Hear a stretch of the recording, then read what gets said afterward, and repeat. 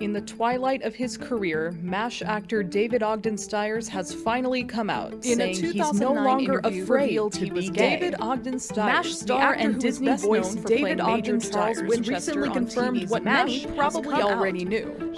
Why are we supposed to care that David Ogden Stiers Attention, is gay? daddy chasers. In a recent interview, the MASH star David Ogden Stiers wasn't for told gay Ogden rights. GossipBoy.com. He told the Gossip Boy blog that he was gay and very proud to be so. He tells the Gossip Boy blog interview he told ABC News at the time that he had hidden GossipBoy.com. History is a series of verified events. Especially for public figures, we assume that if every news source on the planet agrees that something happened, then it must have happened. Even so, it has become easier than ever for misinformation to slip through the cracks. We see it all the time. AI has become better at putting together an answer based on consensus, but the machine doesn't care if that consensus is based on a lie. It just archives that lie as being the truth, effectively rewriting history. It turns out that this isn't just a new problem. It's been happening for longer than we realized. Today, I'm going to present to you what may be the first successful attempt at something called information laundering. It's a lot like money laundering, but the currency is the truth. Your less than legal earnings go in one end, or in this case, whatever lie you're looking to tell. It gets processed through a bunch of different avenues. Different news sources start circulating your article. And then it comes out the other end looking legitimate, because then the big sources start cross-referencing each other, instead of bothering with the original source at all.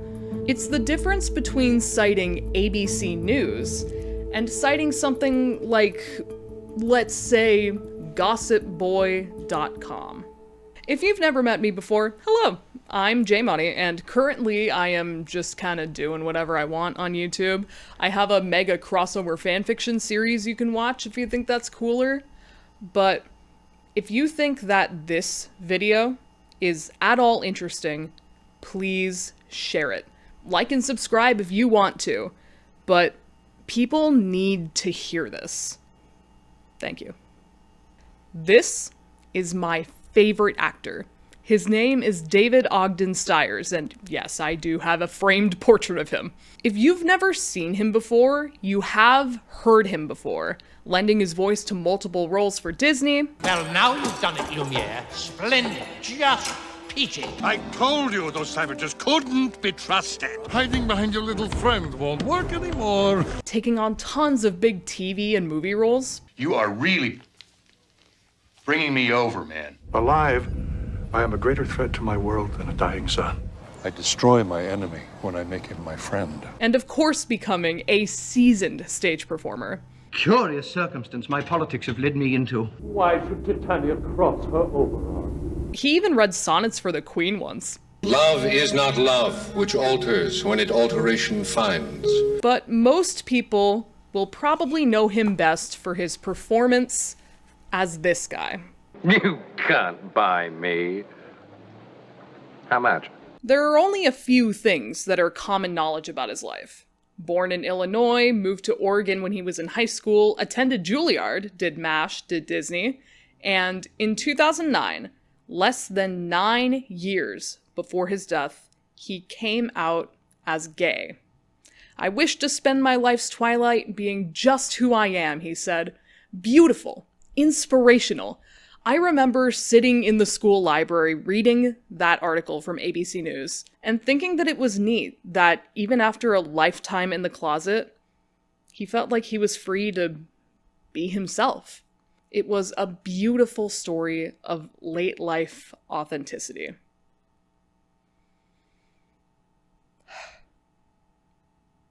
It's also a lie. See, if you take some time to read all these different articles, you're gonna run into something strange. All of them circle back to the same single source, a website called Gossip Boy. Alright, let's see what Gossip Boy looks like today. We are just gonna go to gossipboy.com.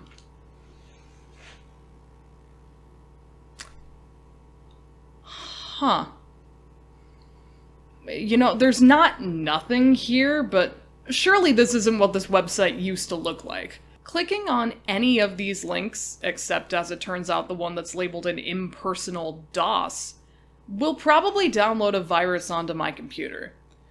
If this website had such international recognition for being the one source that David Stiers came out to, why is its whole existence now to just be spam? I've spent years digging into this. From the moment I discovered that every Wikipedia page has an editor forum, I knew that there was something more to this story.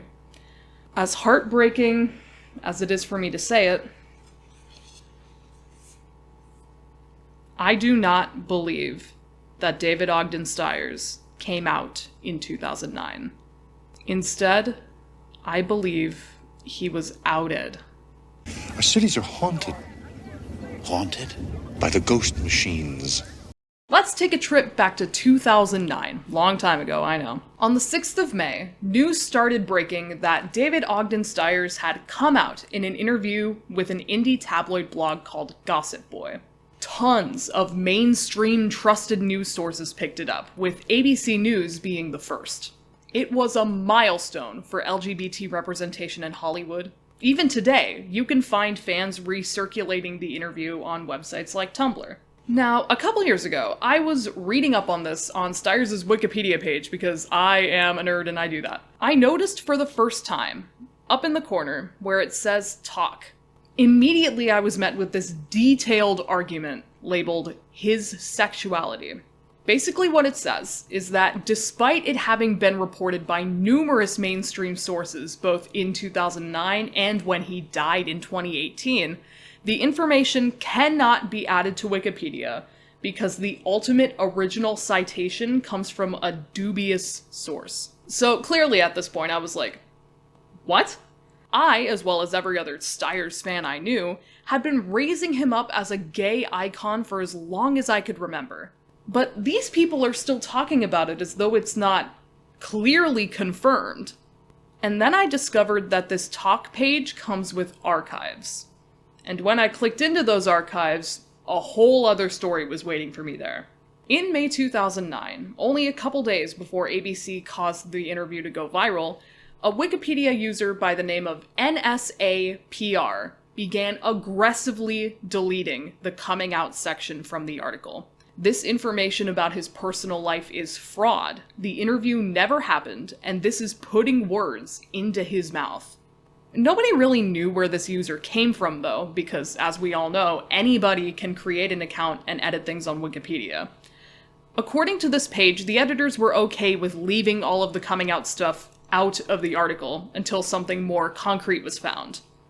Less than a day later, ABC News broke the story. Well, there you go. Concrete information, right? Wrong. All ABC did was quote the aforementioned Gossip Boy interview, and nothing else. And of course, the editors noticed. At this point, they did want to figure out who NSAPR was. So, a Wikipedia user by the name of Red Act actually called up the offices of Nancy Seltzer and Associates both in New York and in LA. And according to them, they got through to Nancy Seltzer herself. And basically what she said is that the interview didn't happen, and she blamed Wikipedia for putting the information out there first and gathering the attention of ABC and Today and The Guardian and every news organization in the world. So then a whole argument broke out over whether or not Gossip Boy magically became a credible source just because all of these places were citing it. Ultimately, they decided to say not that it happened, that Stiers came out, but that it was reported to have happened. But, you know, if we look at the article today, we'll see that this isn't the case. It does say that this did happen. But I was so deep in the rabbit hole at this point that I started scouring those articles. Okay, so this is what the ABC article looked like on the day that it was first published. And there are 2 pages of it, which you actually can't find in the current version of the article. So this second page, which this link does work, will take us to a Where Are They Now style list of other gay celebrities and how they came out to the world. David Hyde Pierce came out to the Associated Press. Sir Ian McKellen came out to British Public Radio. Neil Patrick Harris came out to, oh my god, I can't see it, to People magazine. And David Ogden Stiers came out to Gossip Boy. Well, alright, maybe it's not as ridiculous as it sounds. Let's find out just what kind of website Stiers chose as his platform for coming out. Think. 90% of the actors we see on our TV screens have been dead 40 years. So we know that the original version of the Gossip Boy website no longer exists, but that is where, as we just saw with the ABC article, the Internet Archive's Wayback Machine is going to come in clutch. So this is what the front page of the website looked like 2 days after ABC picked up their story. It doesn't look like much here, there's a lot of missing images and things, but apparently this is what it used to look like back in 2009. A GeoCities clickbait nightmare designed to look like the TV show Gossip Girl. Interestingly, on the front page there is a note here that says that the website was getting way more traction than it was designed for, but that the problems are resolved. It's a gentle little humble brag, you know? So, you're telling me that this is the source for what ABC and the New York Times and the Guardian all reported? This is the site that had a massive exclusive from a notoriously private 66-year-old actor. Not only that, but we're implying that Stiers, who had lived in the Pacific Northwest for 50 years at this point, chose a blog based in Oklahoma City to make public the most personal details of his life. The tonal dissonance is deafening. As we look at the headlines, they're all about allegations and accusations, and very specifically OKC news. It's got all this local content, and then it's got an icons section.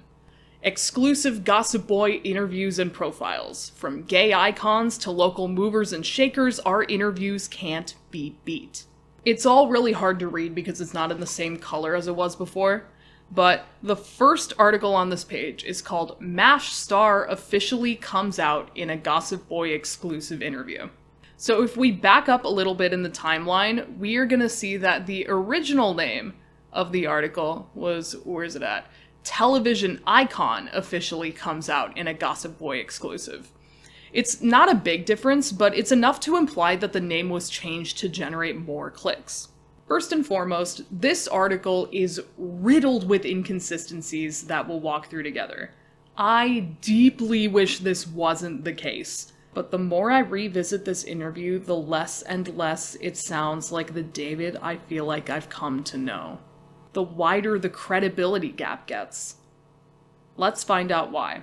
Few would believe that the stodgy-appearing actor David Ogden Stiers, DOS to many friends, nobody ever called him this, is a flower child at heart. From his work and general appearance, most would describe him as uptight, humorless, conservative, religious, cold, and judgmental. This guy looks like that?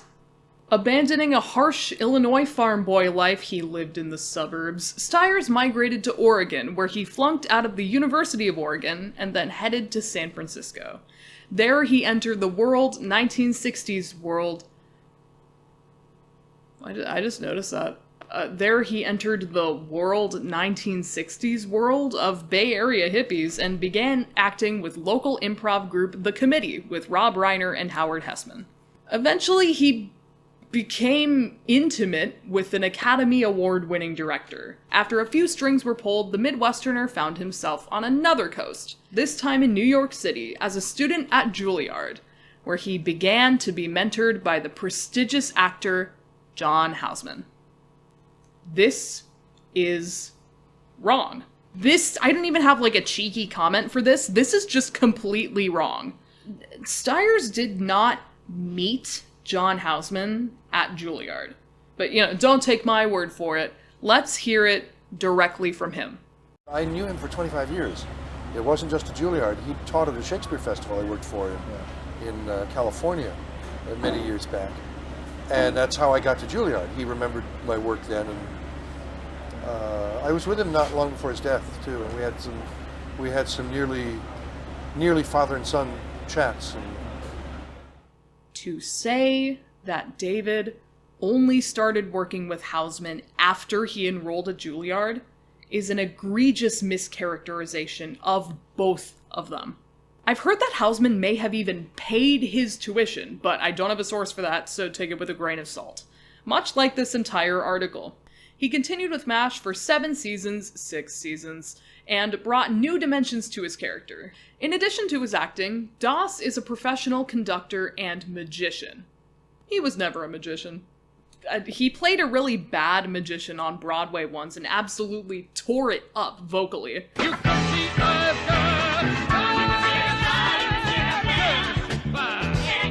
But that is like a completely different thing from being a real magician. He has been a guest conductor for over 75 orchestras nationwide, often donating his services for a charitable event.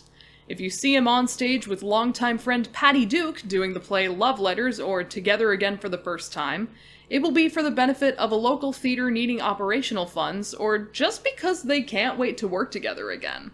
Gal Pal Patty is most famous for her TV stint playing identical cousins in the Patty Duke Show of the 1960s, and her Oscar-winning role as Helen Keller in The Miracle Worker. Duke, the mother of actor Sean Astin, now does a lot of stage work after a prolonged battle with bipolar disorder. In 2002, she did the part of Aunt Eller in a Broadway revival of Oklahoma. Starting this month, she will be seen as Madame Morrible in the San Francisco production of Wicked. Yeah. Wait, what are we talking about again? Yeah, Doss came out as gay. Right, let's get to that. Doss has spent his entire life residing in the closet. He's never been to a gay bar, participated in a pride event, or anything that would raise questions about his sexuality. So this is also incorrect, but there's a really interesting point to it that we're gonna save for later. I am gonna put on my best late 2000s David Stiers impression, and we're gonna read the whole thing. But we're gonna keep fact-checking it as we go. And I'm gonna take a water break. Drink your water. First thing, David, we need to let the readers know why you chose Gossip Boy to come out. Well, you certainly are aware of my lengthy friendship with your associate James. This is referring to the editor-in-chief of the magazine, James Miko. Remember that name, James Miko. There have been questions over the years, and I now feel a tad more comfortable in discussing my personal life. Didn't you just say he's never done anything that would raise questions, and now David himself is saying that there have been questions that have been raised? Yeah. You are gay, right, David? Yes, I am. Very proud to be so. Most of my more notable work in the last 2 decades has been as a voice actor.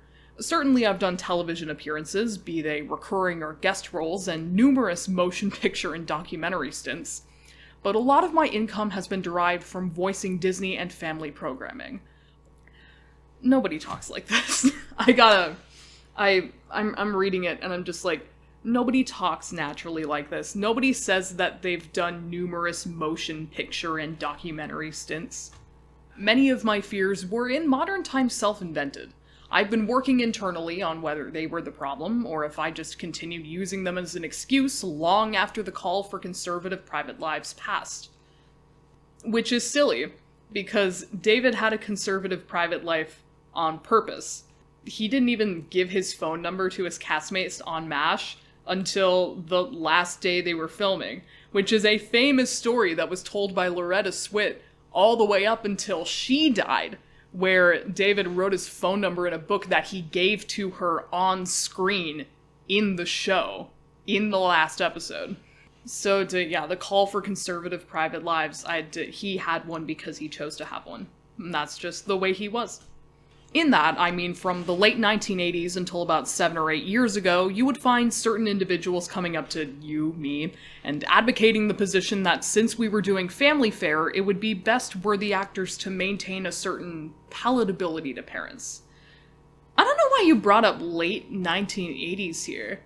Because David didn't really, start doing specifically content for children until 1990 and, 1991 with Beauty and the Beast. I don't know why you would mention the 80s, because, what was he doing in the late 1980s? North and South? That's not for kids. Murder, She Wrote? That's not for kids. Perry Mason? Yeah, why would you say late 1980s? Why would certain individuals come up to David to ask him that? I'm really digging into it now. This is digging that I've never thought of until just now. Hi, it's editing J Money here. So this is a list of every credit that David had in the late 80s, among other things that are important in here, like John Houseman's death and stuff. The only thing in this whole list that comes even close to being considered content for children is this episode of Alf that he was in 1988. And even then, I don't think this is grounds for telling him that he needs to remain palatable to parents, because one, he literally, plays a homeless guy, and two, that episode, as I've discovered, has other issues. So, yeah. I wish to spend my life's twilight being just who I am. I could claim noble reasons, as coming out in order to move gay rights forward, but I must admit it is for far more selfish reasons. Now is the time I wish to find someone, and I do not desire to force any potential partner to live a life of extreme discretion with me.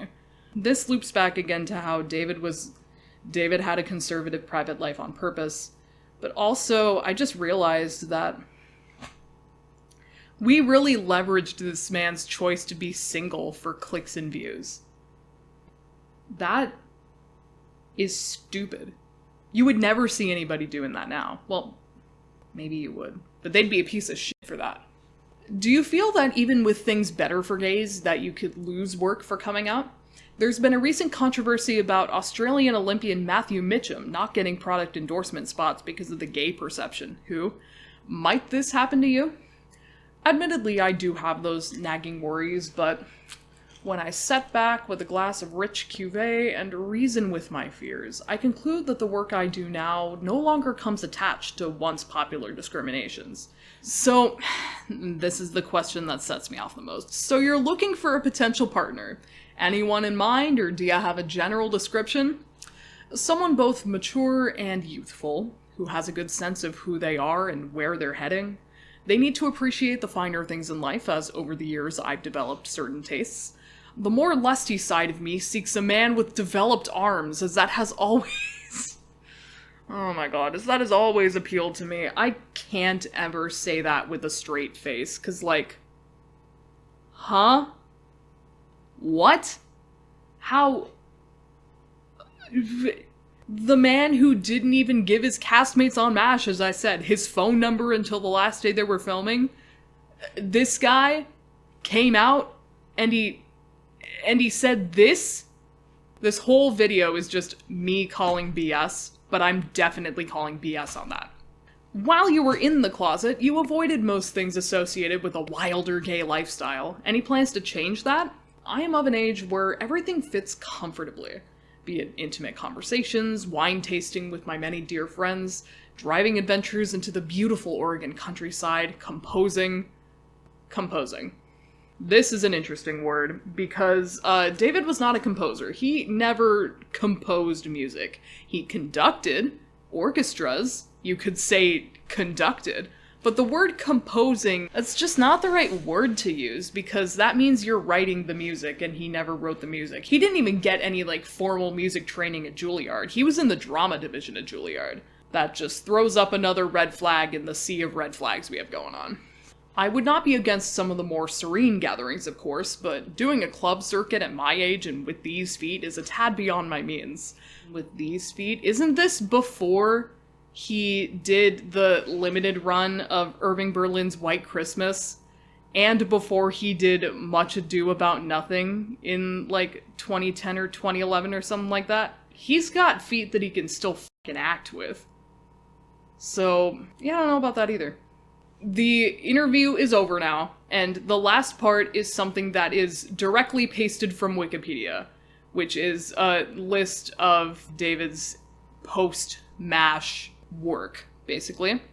And most of this is accurate, except for when we get to the bottom and it says that he was the lead singer for the song The Bells of Notre Dame. David is not that fucking crazy of a tenor.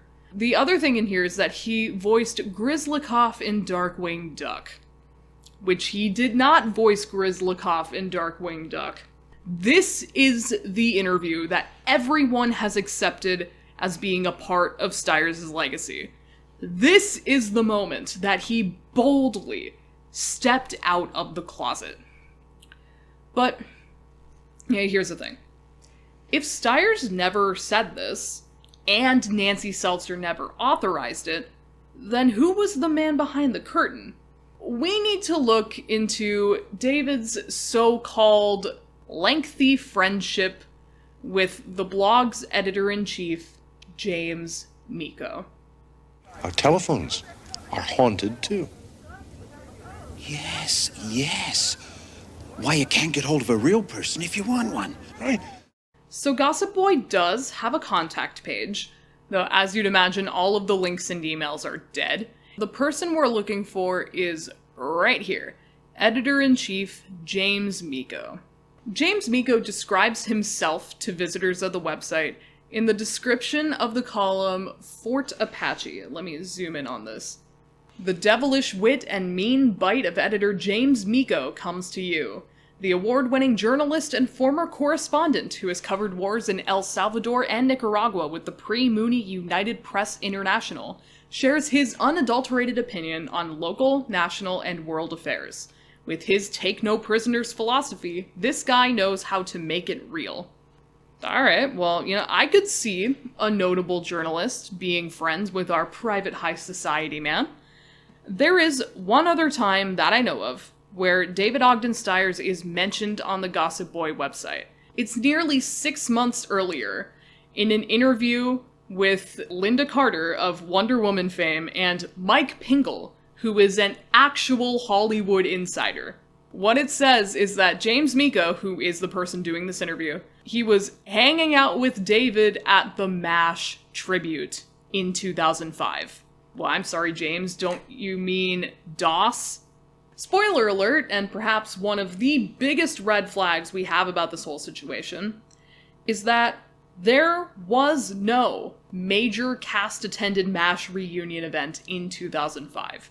And even if there was, David famously made his last ever public MASH appearance 3 years earlier as part of the 30th anniversary event. David hated to talk about MASH. He hated it. What am I even doing wearing this jacket?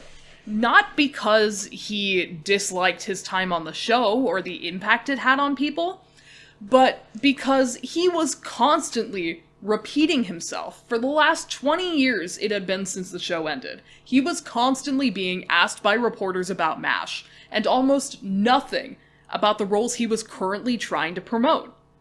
The last place that David Ogden Stiers would have been in 2005 is at a MASH tribute. So, okay, maybe you're thinking perhaps he just got the year wrong. But he couldn't have gotten it wrong, because he was talking to Mike Pingle about how they met. Pingle said that it was while he was working as Farrah Fawcett's assistant in, 05? And James Miko says, yes, when I was hanging out with David at the MASH tribute. So now we're looking for a MASH tribute in 2005 attended by both Stiers and Farrah Fawcett, which doesn't exist. What even is a MASH tribute? Wouldn't it be a MASH reunion or a MASH event? Why tribute? It makes me think of those Windows Movie Maker slideshow with pictures from the show, like screenshots going across the screen with some sad music like My Heart Will Go On in the background.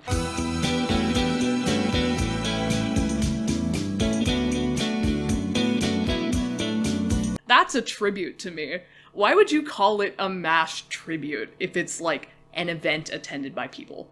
And not only that, but he also got all of that John Houseman stuff wrong. That was the story of the beginning of David's career, and his so-called long-standing friend got it wrong. I know the story was technically written by someone else. It was written by Wayne Fuller, but Mika was still the editor-in-chief. Presumably he had to put his stamp of approval on that. How could he have gotten such a big thing wrong? We know he pasted in Stiers' TV and film credits from Wikipedia. If we look at the version of the David Ogden Stiers Wikipedia page, this was the current revision from March 11th of 2009. This is the version that was up, so this is the version he would have pulled it from. It's got lead singer for Bells of Notre Dame on here, it's got Grizzlycoff and Darkwing Duck on here, so we know that this is the version that was pasted in. If we look at the early life section, we will see that John Houseman is only listed in the section where we talk about Stiers at Juilliard. It doesn't at all reflect their time in California. Therefore, it would make sense if Miko assumed, because he wasn't friends with Das, that Houseman only became involved in David's life when he started at Juilliard. It's a rephrasal that completely changes the meaning. Who the hell is this guy, James Miko, trying to make himself look like he's got all of these connections? In his little reporter bio, he said that he was an award-winning journalist who worked with United Press International. Let's try to find his other work. I have got a new tab up here. We are going to look up United Press International, James Miko. Huh. Maybe we're being too specific. Let's just look up James Miko.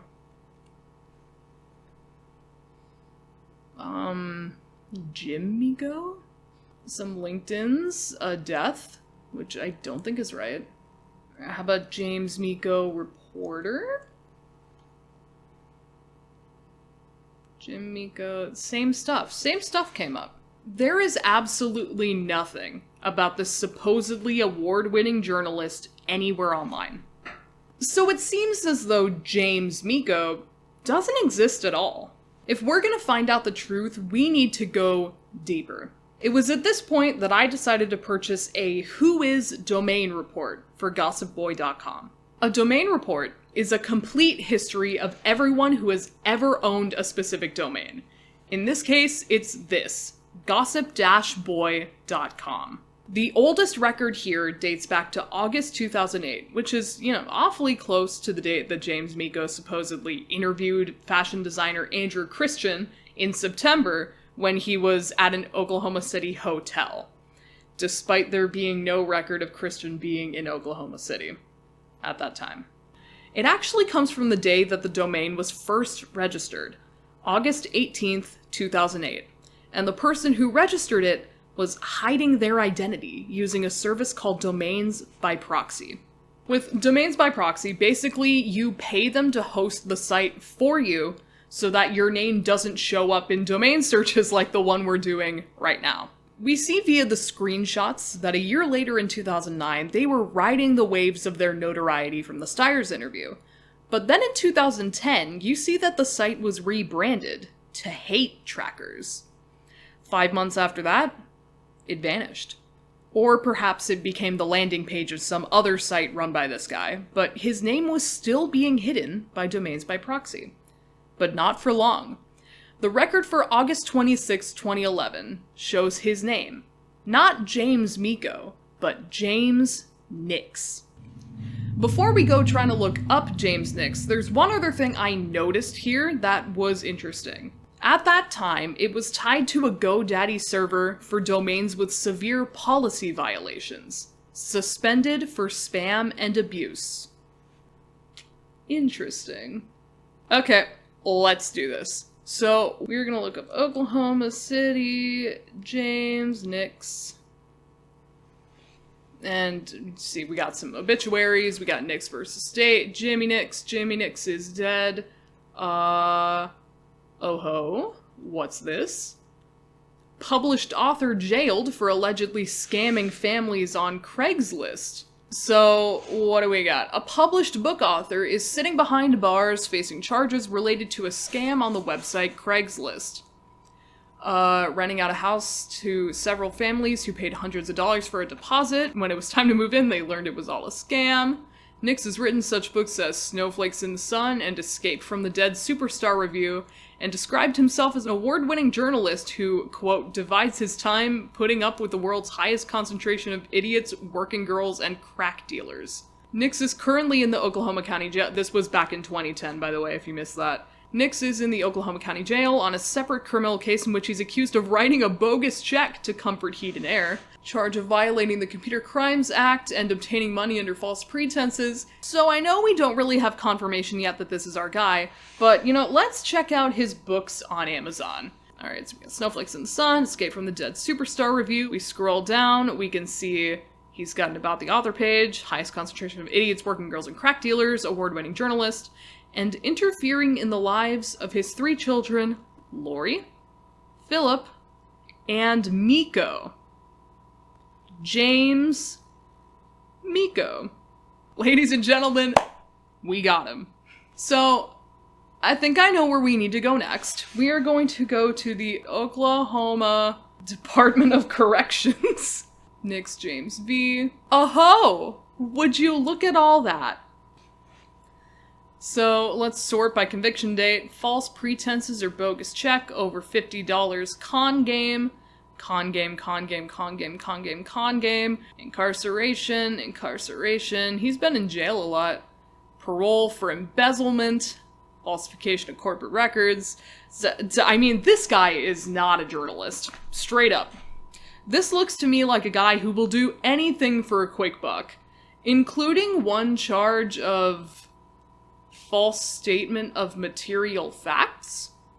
At this point, I know I need to start sending messages so I can see if I can find out anything about the validity, or lack thereof, of the Gossip Boy website. So the website gave me an easy place to look first. These are all the people who are said to have worked with the Gossip Boy website. There's a list of, like, external contributors down here, but I have no reason to be suspicious of any of them.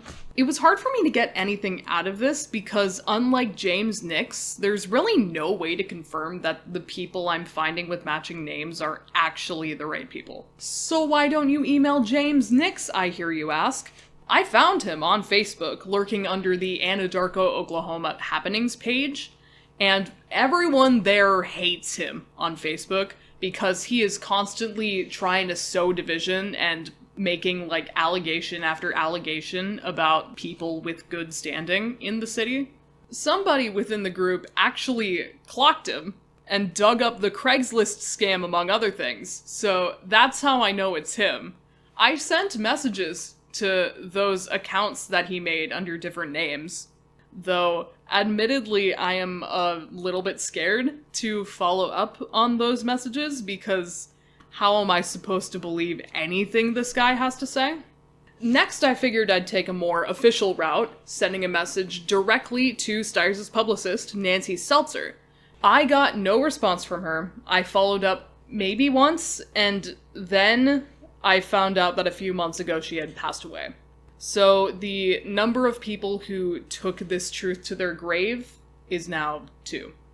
In a similar vein, I thought I'd try sending a message to Loretta Swit, who was one of David's castmates on MASH and absolutely loved talking about her friendship with the man. She even made an appearance at the dedication of the Stiers Studio Theater in his hometown of Newport, Oregon. Unfortunately, similarly to Nancy Seltzer, I got no response and then found out that she too had passed. So, 3. Hi. It's me again. This is a little bit, impromptu. I mean, I have a script, but it's, as new information has come to light, I have decided that I need to record again. Because the things that I know now, that I didn't know 2 weeks ago when I filmed, changes everything. All of those messages that I mentioned a moment ago have 0 chance of being responded to. So let's move on to the lines of dropped that do have that chance. I sent an email and a LinkedIn message to Mitchell K. Stubbs.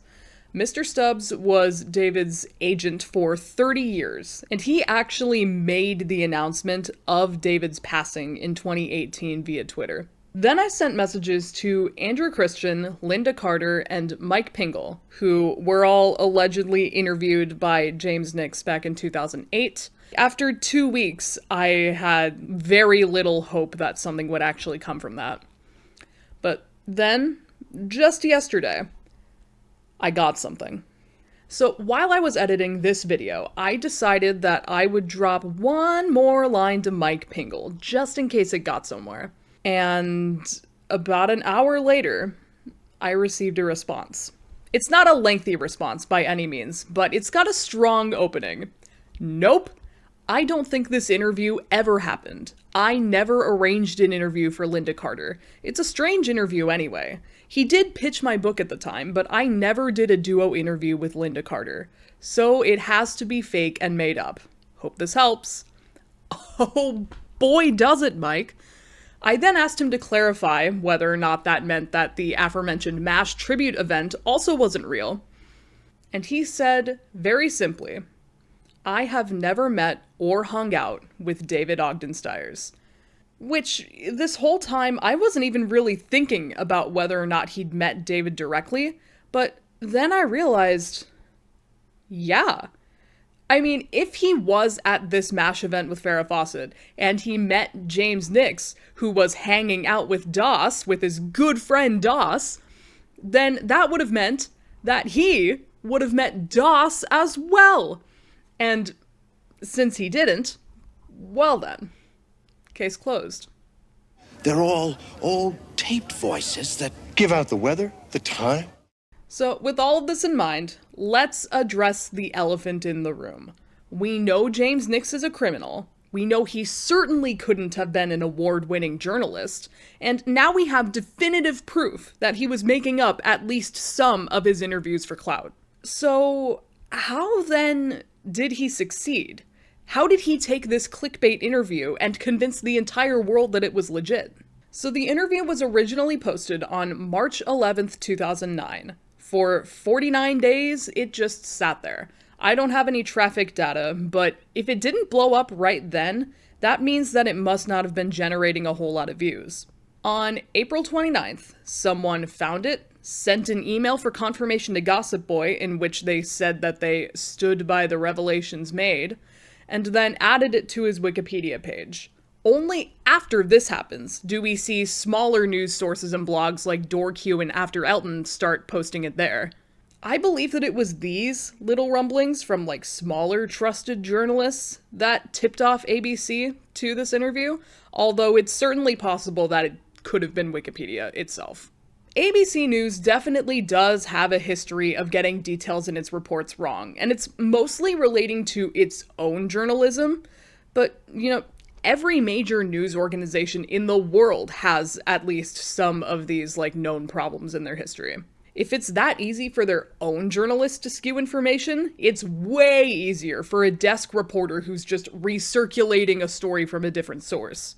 All it took was one person not doing their due diligence, and it spiraled into this mass media system failure. This is where we get to my attempts to contact bloggers and journalists who saw the article and recirculated it themselves. And I did get a response from Brent Hardinger of After Elton. While he had no memory of writing the actual report, he did give me a lot of really good insight into how they went about publishing articles back then. If there was any question about a story, I would always try to call or email a source directly, and I was always shocked by how often publicists or someone else would say, "Oh, thank God you called. You're the first person who did. That story was incomplete or wrong. Here's what you need to know." I actually often found it rather terrifying how the entire internet could be discussing something based on someone else's take, and that take could be very incomplete or even downright wrong, and no one else had even thought to check? I bet things are much, much worse now. What a world we live in. But in this case, it's a little different. This seems like a straightforward interview. I now have a vague memory of someone forwarding it to me. I hope I contacted Ogden Stiers' reps for comment, but sometimes that was difficult, especially with a celebrity like this who didn't have a high profile. It's also possible I knew the blogger and assumed him to be reliable and didn't pursue it further because it seemed so straightforward. Well, of course, now we've seen that this wasn't a straightforward interview published by a trusted journalist, but regardless of the truth of the matter asserted, David being gay was now common knowledge. As Red Act so eloquently put it, Doss couldn't climb into a closet at this point if he tried. So maybe this interview wasn't real, but does that mean David never talked about being gay, or about gayness in general?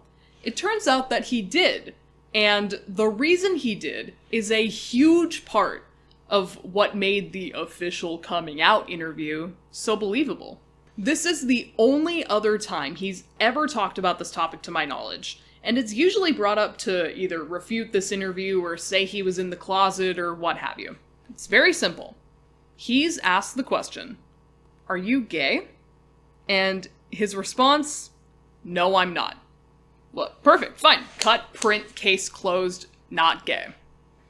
But what I've never seen anyone talk about is why he was asked if he was gay right at that moment. So this was an interview conducted by Neil Gladstone for the Philadelphia City Paper back in 1997, 12 years before Stiers came out. David was in Philadelphia directing a new stage play by John W. Lowell called Autumn Canticle, which was about the romance between two middle-aged gay classical musicians. Great start. The first question David is asked in this interview is about how gay culture has changed over time and how he feels about it. And I really like his answer to this. Jesus, I grew up in the 60s. Are you kidding?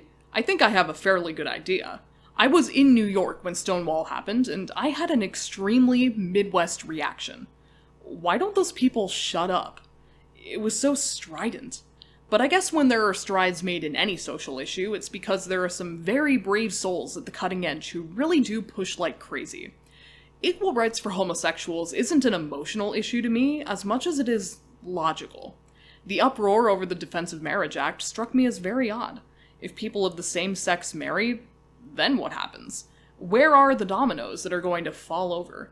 I guess some people are scared that it gives permission to children that may not be predisposed at all to experiment. But anybody's curious. And he ends with an ellipsis. This is speculation on my part, but I don't think Neil Gladstone would have punctuated the end of this sentence with an ellipsis if David hadn't obviously trailed off. And that leads directly into Gladstone's next question. Are you gay? No, I'm not. But I believe we're all the same person differently expressed. If there was ever a time for our man to come out of the closet, surely it would be while doing press work for the play about two gay lovers that he was directing for the third time, by the way.